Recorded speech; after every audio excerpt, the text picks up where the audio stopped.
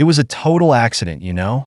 I was literally just driving down the road, listening to some music, and then, out of nowhere, this dude just appears, and it's too late to break. Too late to do anything but hit him and watch as his body flies through the air and lands on the road with a sickening thud. Instantly, my hands were shaking, my heart was racing. Like, what the fuck? I was literally 5 minutes from home. How did my night end with trash TV and Indian takeaway that was going cold on my back seat turn into this? I was too scared to get out of the car, but I managed to pull my shit together.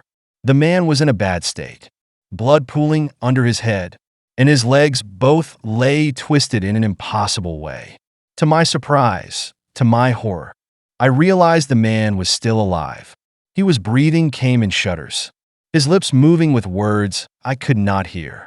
I leant closer, my long red hair brushing against his face and mixing with his blood, and I heard him softly crying that it hurt. To help him, I'm slow on the drive home, extra careful. Already been in one accident. Be crazy to risk being in two. I have an internal garage, which I'm grateful for.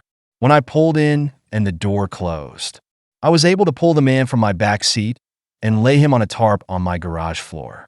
He was going in and out of consciousness at this stage, but a shot of adrenaline helped to keep him awake for long enough for me to explain myself to him. "You just come out of nowhere," I said. My smile was sickly sweet and exaggerated. "IT was a total accident. I mean, I guess I'm sorry and all, but honestly, I'm surprised IT hasn't happened earlier. People don't have much road sense, do they?" The horror dawning on his face as he realized the meaning of the words. I repeated back to him, "That was nice." The same words he had said to me when I'd found my fur baby lifeless under his wheel.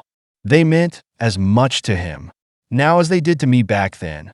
With just a few words, he understood and knew who I was. I smiled and patted his hand. I told him everything was a-okay, just as he had done. He winced as I brought out my toolbox, but I beamed with happiness, ready to get to work.